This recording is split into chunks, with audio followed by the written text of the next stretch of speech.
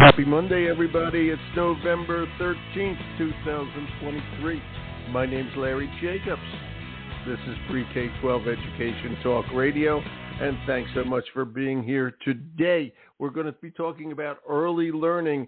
The School Superintendents Association, AASA, has an early learning cohort, a grouping of individuals within the organization that work on specific things. And the early learning cohort works on early education. And today I've got from the great state of Washington, Peter Finch, our old friend, Eddie Manuszak from Michigan. Eddie's at an ESA right now. He'll tell us all about it. And from the National Head Start Association, we have Deb Bergeron.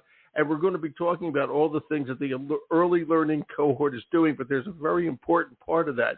And they have set up a program with National University for high school students to become interested and hopefully get a bachelor's degree, start a bachelor's degree, so to speak, in early education to fill in all the gaps that are out there. So I'm going to let them do most of the talking about that, but it's a very interesting program, and these are three great people who are very, very interested in getting this job done.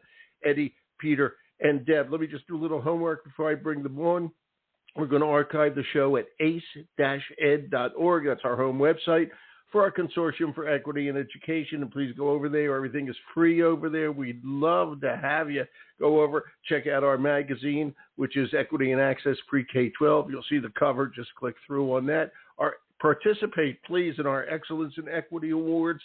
We just opened the educator category. And if you, your school district, your colleagues, your friends, your teachers, yourself want to give yourselves a nice award for working hard in equity, there's an easy way to nominate whoever you wish, and we have actual judges. They don't wear robes, but they are actual judges, and we'll see if you are going to be one of the great Excellence in Equity Award winners for 2023, so please check it all out, and of course all the podcasts are over there as well. ace-ed.org, and everything we do over there is free, so please go on over and have a good time. We're proud of the work we do over there. Peter, are you there? You've helped me put this together. Hey, good morning. It's great to be back on EduTalk Radio. It's always great to have you here, my friend. Thanks for saying that. And Peter is out in the West Valley School That's District, right. Yakima area. That's correct. We had go ahead. Oh, it's just someone once asked me, now, where are you in relation to Yakima? I said, well, we are called West Valley, so we are west of Yakima. Yeah, that's good. That's a hell of a name they got there. I got to tell you, that's great. 3,000 miles from me, buddy, in the middle of a sunny day in the beautiful state of Maine. How's the weather today out there in gorgeous Yakima? Oh, it's getting more like autumn and a little gloomy here, but that's okay. We just came back from Long Beach, so the weather there was perfect. Room temperature. It's always room temperature, It's good stuff. We're going to talk about your Long Beach trip, but first I want to say, ladies first, Deb Bergeron. How are you? Larry here. I'm great. How are you doing? I'm just good. fine, How and are welcome you? to the show. It's good. I got to get this straight. You are Deputy Director of Community Engagement and Innovation. Those are big words to put on a business card. How do you do all that? That's a lot, Deputy Director of Community Engagement and Innovation, National Head Start Association, with a great group. Talk to me about what you're doing these days, Deb. Where are you today, by the way? In Virginia? Yeah, I'm in Virginia today, all over the place typically, and I think the title is nice and general, so I get to do whatever excites me that I think will help the Head Start field and kids and teachers and parents. So that's what I try to do, is spend my time thinking of ways to support the field and keep it linked to K-12, and these fine folks on the call with me today help me to do that. Wonderful. Wow, that is great. You do great work out there, Deb. You always have, and we thank you for that. It's just terrific. And again, you're one of the co-leaders of the AASA Early Learning Cohort. Along with, you're going to love this, Deb. Are you ready? Ed Start. Eddie? Hey. So good to have you Larry, back, man. Larry, how are you? Yeah, no, great to be back on. It's always an honor. Really appreciate the invitation. Just very glad to be here this morning with you, and then with Deb, and then with Peter as well. It's a good group, and I got to tell you, Eddie, where were you the superintendent? I can't remember the name of that district. You were I was superintendent at Dundee Community Schools in southeastern Michigan. Nope. So I transitioned that's what I thought. Last July. I transitioned to a different role in a different county. So now I work for the Washtenaw Intermediate School District, which is a regional service agency, and we offer support in the state of Michigan. Regional education service agencies or intermediate school districts serve the public in helping to coordinate services. And some of it is in special ed, and some of it's in early childhood ed, and then also in curriculum and development. And so I feel very fortunate that I spent a lot of my career, as in central office and then also as a local school superintendent.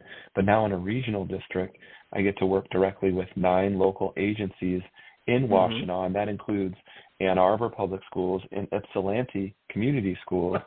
So these districts that are, so all of those districts that we directly serve, and I help to coordinate services and programs then for children and families. The team that I work with here at the WISD, we all work together to help coordinate early childhood services for prenatal through age 5 for all of the children and families for the entire county. So it's a wonderful opportunity. And you just said, I'm surprised at this, prenatal? I wasn't expecting that phrase to come out. Education? Is a regional education service agency that's doing prenatal work? Just explain that before we get on to this other stuff. Yeah, just curious. No. So we actually are a Head Start direct federal grantee, our agency is, and we have programs that help us work with that, and one specifically is early Head Start home visiting. And by doing that, we have the ability to begin working with families and children when their mother is pregnant. And so we're very excited to be able to step into that space. Who knew? So this is, Who knew? You learn something new. Know. Larry, you learn something new every day. Yeah, I just look like I'm pregnant. I'm actually not. Okay, so getting old here. Okay, I got to tell you, and Deb, I didn't know that Head Start was involved into that, the prenatal stuff. I never knew that. Oh, absolutely, yeah. Wow. Prenatal to 5. Yep. Yeah, I didn't know that. And I got to say something else about my good friend Eddie Manuszak. Eddie, I love your executive director of early childhood. Eddie this is amazing. He's a male kindergarten teacher, which you don't find that often. You're finding it more, but not that often. And then he also was a male kindergarten teacher who became a school superintendent. Okay, and I think that's just you're rare. I think you're the only bird in town on that. Are you the only bird in town on that, Eddie? Well, there's a few of us. There's a couple others that are in that boat, but it's pretty, like you said, it's pretty rare. It is. But yeah, I know that I just sat on a call, Larry, last month with Dan Worry, my friend Dan from the Hunt Institute, and it was all talking about men in early childhood education. Yeah. And so that's a big deal to have men in early childhood education. Yes, it is. Yes, it's important because in today's families, this is generically, there are less and less men involved. There's a lot of single parent households and all that sort of thing. We need more male educators at all those early stages. That's all I can say. That's really cool. Okay. All right, Peter, back to you. And it's great to have Deb and Eddie here. Peter, back to you. If you want to brag about West Valley, you can tell people that. But I wanted to hear about what you're doing with the early learning cohort. I know you just went to Long Beach for a site visit. Don't forget Honolulu in February. Don't forget that. Okay, it's another site visit. Pretty good. You have to go. Okay. It was a wonderful site visit. I really appreciate Long Beach Unified School District providing such a great learning opportunity for us. You know, in the cohort we have educators from across the nation, and we come together in the fall, winter, spring for in-person site visits. We also have once a month virtual meetings. And this visit was amazing. We had Ellen Galinsky. She wrote Mind in the Making. She's now a thought partner. Every presentation she does for the cohort is different. It's fresh. It's amazing the work that she does. She came out from New York, came all the way to Long Beach to present to us. Her new book is coming out. It's called The Breakthrough Years. It's about 8 or 9 years in the making. she did Mind in the Making and focused on early learning. Now the breakthrough years are adolescence. And really the message is executive function should be a through line in all of our work. Executive function, self-control, persistence, all those skills that our students need to learn and be able to have as they graduate and go into the workplace and be successful. And not just the workplace, but just in life in general. Yeah. Self-control is important, and delaying your gratification, all these things. So executive function, and I'm proud to hear that AASA is going to have Ellen work with all of the cohorts that they have, so that executive function is a through line through all of our work. So that was really exciting. We had Swati Adhikar came from Washington, D.C. She's with the U.S. Department of Education. She talked about the importance of coordination among early learning and the K-12 system, and really breaking that down so it is a PK-12 system, and having that kindergarten be the sturdy bridge to give students a great start into their, the K-12 world. So that was just amazing. And then we learned about this hub that they call it, the Long Beach Early Learning Hub. It's where parents can go online. They can enter their information in there and say what type of early learning organization they would like for their child, and then they get matched up. So it could be a full-day program, a half-day program, a faith-based program, community-based program, school-based program, whatever it is, and then they get matched up. So that's really innovative, and something that Dr. Bergeron there has talked about for years. Can't we have make it more parent-friendly, make it easier for families to access early learning? A lot of times they don't even know that maybe they're eligible for certain income-based programs. Right. So this is just amazing to have this Long Beach Early Learning Hub that we learned about, and they're willing to share. So, I'm coming back to my community and have already set up reinvent the wheel. A Zoom. That's a good point. Yeah, exactly. That's the purpose of these visits. Yeah, somebody in Oshkosh, Wisconsin is thinking of the same thing. You don't have to reinvent the wheel. It probably, no offense to anybody, is out there somewhere. And if you research a little bit, and most people are more than willing to share, like you guys are doing today. Exactly. I mean, and the other thing was just great to get into classrooms. We saw how they really, in Long Beach, were doing the braided funding. So you had a classroom where partial funding was from Title I and partial funding from special education, and so it was a full inclusion classroom and able to have that braided funding make that happen. So it was just a great site visit and great professional learning for myself, and I'm hoping for the other people that were there as well. I'm sure for everybody. How long were you there?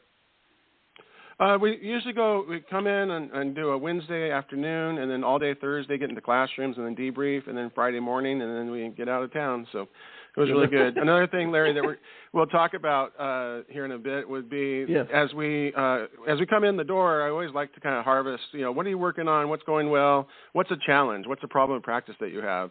And across the board, a challenge was workforce development, finding preschool teachers, finding K-12 teachers. It was across the board, and so that's going to be fun on today's call here that Dr. Bergeron will be able to share about this innovative program that she helped to design with Dr. Lee from National University.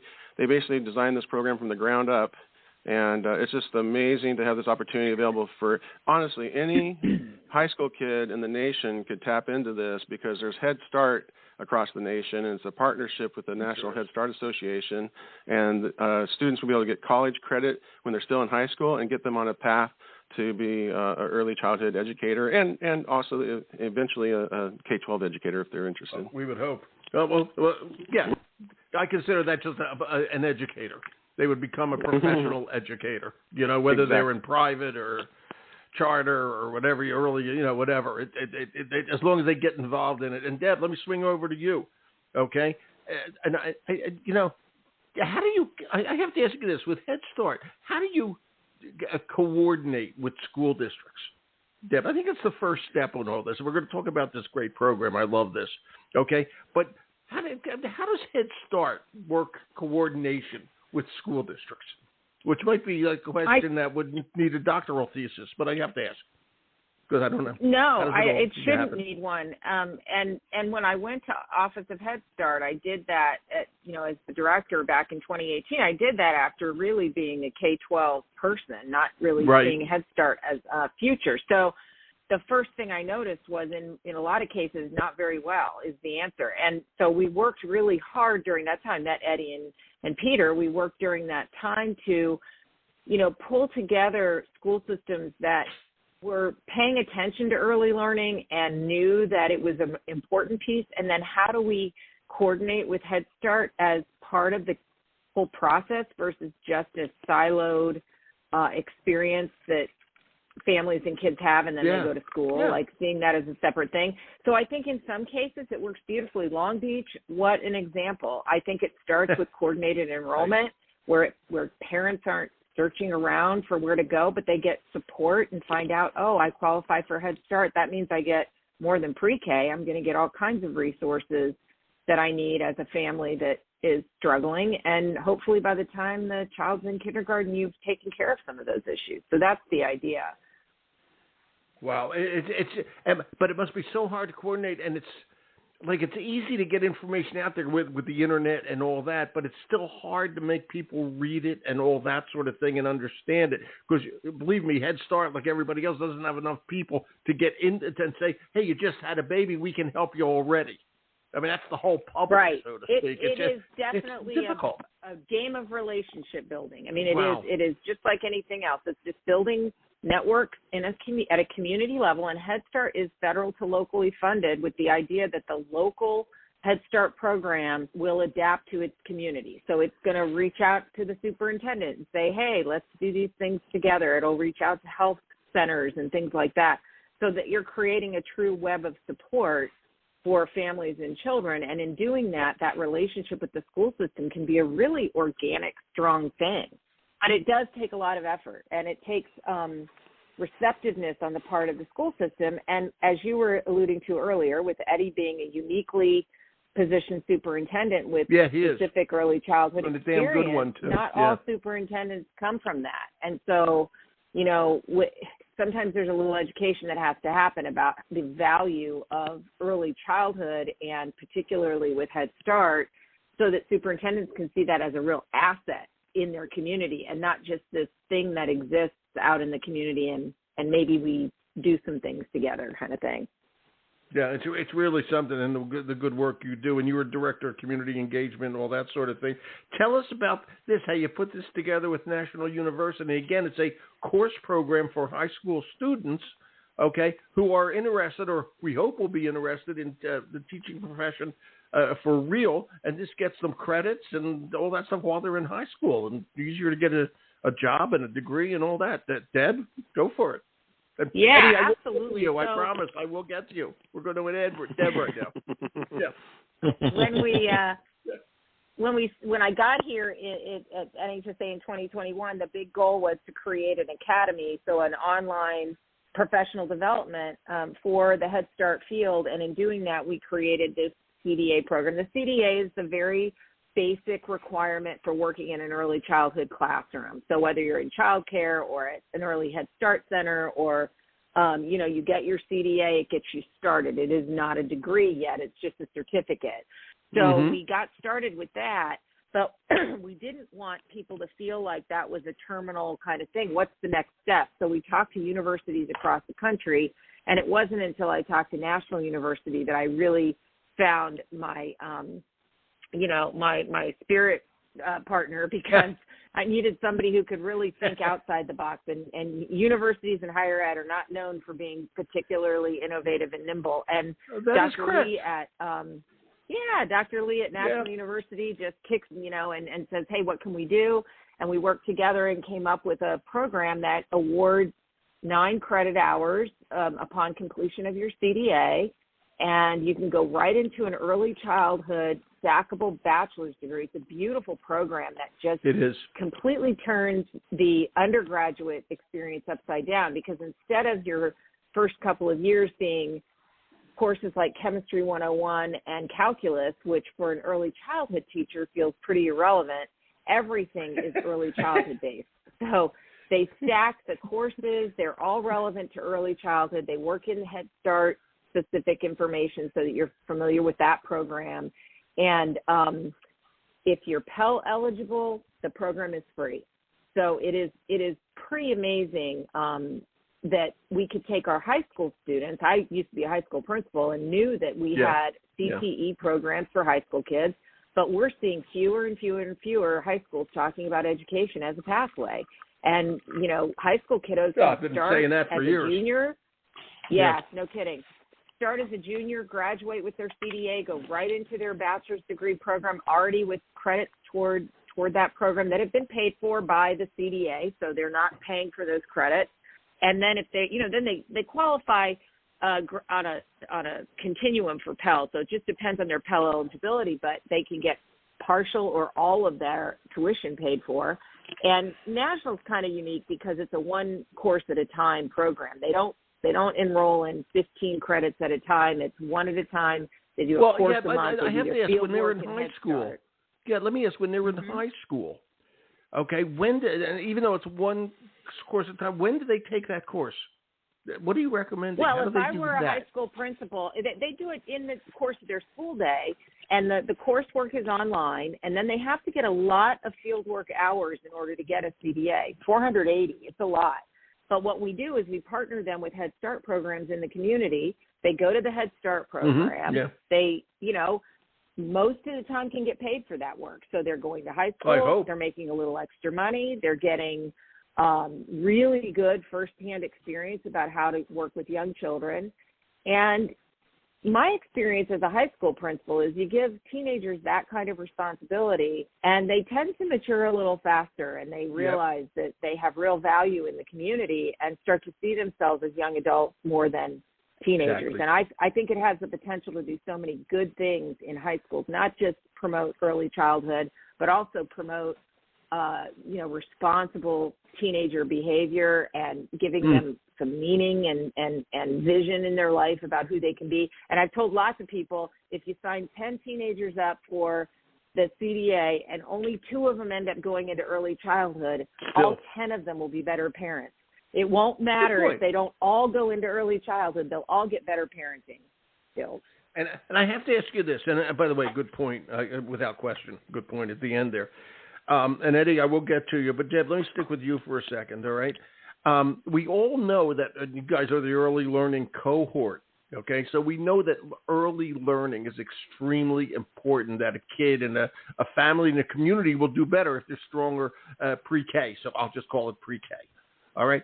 My question is that when we say that, we all say it, we all agree it, we're all professionals in education, and the pay stinks in pre-K, okay? The pay is terrible. Okay, and I'm curious how we're going to get people. Okay, it's not fair. It's not right. Okay, it would be like taking a kindergarten teacher and saying, well, they're not worth as much as a high school biology teacher. Right. Yes, they are. Okay, but every school district I talk to agrees that pre-K is so important. Where are they going to fit into the pay cycle? I mean, I don't know, Eddie. I'll ask you. You're a genius, Eddie. You want to do that one? Well. First things first, there was I know a lot of the money comes out of the Manuszak Foundation. Would that be correct? Other than that, if I had that money, Larry, you would put it there. So I would. No, the U.S. Labor Bureau released in 2021 a study, and it showed the hourly rate that we pay early childhood professionals on average in the nation is around $13.35, and the average rate of pay for an animal caretaker, meaning somebody who is with animals like a dog walker or someone who is dog sitting or is with dogs, is $13.85. And I'm not saying that job. So you're not saying that one's more important. You're not saying that isn't important. I know that's where you're going. Yeah. However, we are in a crisis. We are in a crisis mode. And having that lens and that viewpoint of looking at this from a systemic standpoint across the nation. So we really need to make sure that we are fully advocating for, with our elected officials, both at the state and congressional level, that early childhood professionals, if they want high quality early childhood experiences for the children in our country, that we really need to make sure that these individuals are honored for the contributions that they make. And there's a saying, Larry, in early childhood ed, that the lower the age, the lower the wage. Yeah. Because programs, it is, and programs that run early childhood that are, toddler, infant, and toddler programs, because of licensing guidelines, they have to run those programs with a lower adult to child ratio.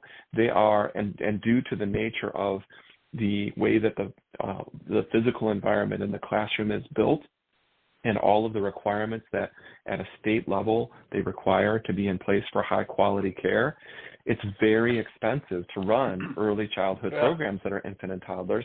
And so sometimes agencies will pay those individuals less because they have to figure out a way to compensate it differently. So one of the things that I've heard that we should continue to promote is we're at a point where many states are looking at, and Michigan is one of them, universal preschool. And when you are offering universal preschool, in fact, we came from a state, California, that has had this in place. And I know that with their TK programs, that you have to make sure that you're balancing that financial, edge very, very closely. And so that's what makes this so important, is the fact that superintendents, central office administrators from local districts need to know that if you're investing in early childhood education, you're investing in the future of your district. That means that exactly. You've got people that have very, very smart people, these economists that are out there. So James Heckman is one, Tim Bartik is another from the Upjohn Institute. They talk about return on investment, and return on investment, or referred to as ROI. It can be as low as 3-to-1, but then I know that President Obama, back in his tenure when he was president, commissioned a report that James Heckman was a part of that made it as it could be a 7-to-1. Tim Bartik from the Upjohn Institute has argued that it can be as high if that child, when they grow up, if they end up staying in that state or staying in their state where they're born, it can be as high as 16-to-1. And those are the things that will perk up as an advocacy piece elected officials. And that's why it's really important to point to these positive models, and that's what our cohort does. Our cohort lifts these models up for many other people to see, so that they can then go back to their elected officials. And a great example is Deb worked with a local superintendent that was a part of our cohort from South Dakota, and together Dr. Schultz and Dr. Bergeron. That would be Summer. That would be Summer. Yes, Summer Schultz, who I know has been on, with you before. And I just know that they've done great things on a statewide level to make differences for children, not just hundreds or thousands as opposed to what a district is influencing, but we're now talking millions of children. And that's what we're really about. The AASA has influenced over 49.5 million public school students in the nation. And that's what our cohort tends to do. We really try to focus on those issues that are meaningful. As Peter had mentioned earlier, workforce development is a key issue in this area, as is wage, like you had mentioned, Larry, you had lifted up today.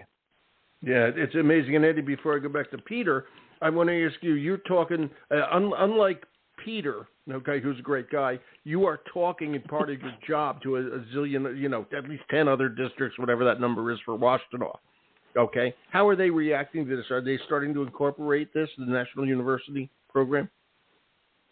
We have, yes. Actually, okay. I have. I figured that was a softball, yes, but I wanted to ask. Yes, absolutely. Yeah. We have a career and technical education director, and we are beginning to incorporate these types of programs into our local high schools, and because it is a way to work from the inside out. In fact, the superintendent for the agency of which I am employed as an executive director has led a statewide campaign called Talent Together.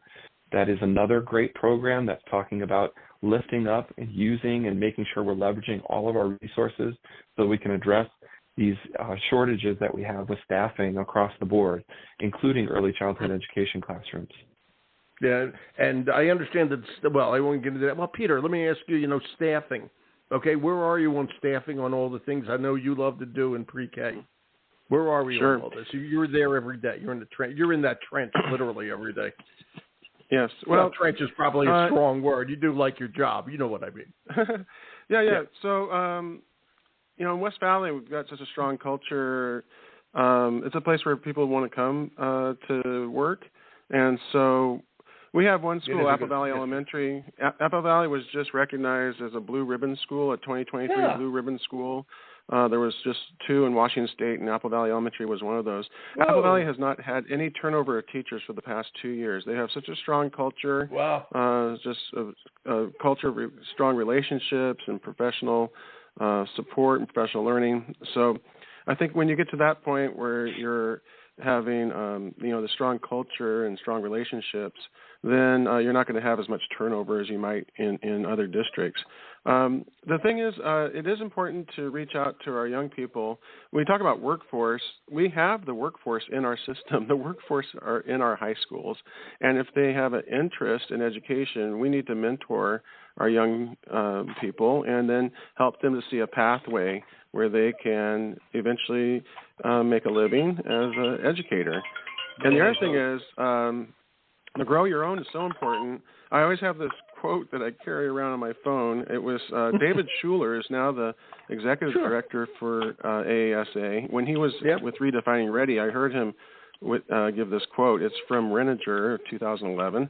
And this quote says, 92% of students who attended a high school with 75% or higher minority student population and then became a teacher live within 20 miles from where they went to high school.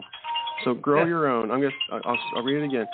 92% of students who attended a high school with 75% or higher minority student population and then became a teacher live within 20 miles from where they went to high school. So it just says we need to reach out, grow our own, and this program through National University is amazing. Great. Like Dr. B said, think about it. Say you graduate from high school and you're working in Head Start with your high school diploma, and then someone's encouraging you, hey, you have a lot of potential. Let's, someday you could be the director here of this site. Let's have you get your AA, have you get your BA. You can get a BA in early childhood education.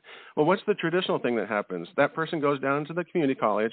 They take a math placement test. They say, you're not even qualified math for again. college. You got to take sub 100 level, and then you get to take college algebra. How exciting is that going to be for you as a Head Start worker trying to get your early childhood education degree? I mean, it's just messed up. So I won't let your math teachers in your school district hear you, Peter. I'm going to somehow get this. But let me in defense of math. Let me say math. Wait, I got to say this. Math is logic, and if you understand, I'm terrible at math. But if you understand, if you can do math, you are a logical person. Which is why one of the criteria for years to be in the FBI was to be an accountant, because you understood math. Okay? Yeah, and logic. The other one was law, okay, because you could put things together. It was a logical sequence in the law, okay? Yeah. And so that's the way the FBI speaks to people. But I got to tell you, it's November. And, Deb, I want to congratulate you. You said it earlier today. You're there, Deb? Yep. With the understatement of the year on Education Talk Radio, that if you're going to be an early education teacher, do you really need calculus? Okay, I thank you for that one. That's the understatement. Well, exactly. Wait. I'm gonna get all kinds of math hate mail. I don't think that may not be true. I love math. But it isn't really about whether you have to learn math. You do have to learn math, but it should be relevant. Applicably relevant to what you'll be doing. And that's what Nat'l does. They teach math classes that are specific to early learning and, math competency. Thank you very much. Far smarter. Yes. And I was going to get to that too, Larry, that you actually do have math in the you're getting program, yourself off the hook. You start with child development and the safety and nutrition. You start with something that's going to appeal to the person that's working on that early childhood education degree. And eventually they do bring in math and math foundations and math concepts and subsidizing. Everybody's defending math all of a sudden. I know, those are important. But it make it relevant and contextual to the work that you're going to be doing as an early childhood educator. It is important. All right, math people, everybody calm down, okay? All the math people, calm down, okay? We love math, okay? But there are many occupations that don't use it a lot, okay? And you need it for what you need it for but not advanced calculus, okay, to do this. Is that good? Was that good, Deb? Did that get you off those? I think that's fair. That's good. I think that's fair. Thank you. Okay, thank you both. Okay, when you guys are putting together, and you do this all the time, we got to leave in a couple of minutes, but there's this early learning cohort, and Peter, you've done a wonderful job, you and Eddie and Deb, to really get this stuff out there and make changes and all that, because it is so darn important, and it's important not only in and of itself, it's important for the whole spectrum of K-12 education. Okay, and we've said this phrase how many times? 5,000 times. You build a good foundation, you got a good house. Okay, and that's what you're trying to do. It's just, if I may, mathematically, logic. Okay, that's simple. That's all there is to it. We got to go. I'll tell you, Deb, you're doing a great job over there. Feel free to bring Head Start on here anytime you like. Will do. Okay, it's good stuff. Yeah, please do. It's not an idle invitation. It's sincere. Okay, Eddie, you too. Anytime you want to come on, you let me know. It's good to hear your voice, my old friend. I will. No, yeah, and it's great to talk with you. And we have our vision statement that early childhood matters most. And Larry, I think you would appreciate this too, that early childhood education is equity in action, because it gives children what they need, gives them what they need, when they need it, at the moment they need it. And we're here to help connect those resources to, children and families around the nation. So thanks again for having us, Larry. We really appreciate it. My pleasure, believe me, and your point is well taken. Everything, it all boils down to equity. And all said and done, every kid needs the education they need. That's all we're talking about. Okay? And that's what has to happen. And Peter does that every day at West Valley. Thanks, Peter, for putting all this together, my friend. Oh, yeah, and we're looking forward to our next site visit. Is going to be in February, prior to the National Conference on Education. It's going to be a site visit to the Neighborhood House Association of San Diego, and it's a joint site visit. Dr. B is leadership for our early learning cohort and also leadership for the AASA Authentic Family Engagement cohort. And we're going to be coming together, early learning and family engagement, to do a site visit of the Neighborhood House Association in San Diego. We're really looking forward to that. It's going to be great learning for us again. And Eddie, just please note that they're not going to Michigan in February. They're going to California again. No, just note that, Eddie. That's correct. No. Yeah, just so you know. They're not coming to Maine either. Yeah, so. Don't. We can show them how to snowshoe. And I want to say on behalf of all my guests, they all love math. They are math crazy people. They love it. Okay? So keep up the good work. Thank you, guys. This was great, Deb. It's a pleasure. Okay? Thank you. Have a great day. Larry. Take care, Larry. Have a great day. Take care. Bye, everyone. Bye-bye. Bye. Wow. Oh, God, great people, aren't they? That's Deb Bergeron from the National Head Start Association, Peter from the state of Washington, West Valley School District, Eddie from Washtenaw Regional Service Agency in Michigan. And they're just doing great work. AASA always does great work. And this is the early learning cohort. I got this linked here to the page at NHSA that it will explain to you how the program at National University works. So please check it out. My name's Larry Jacobs. This is Pre-K-12 Education Talk Radio. Thanks so much for listening. You guys, everybody out there, have a great day.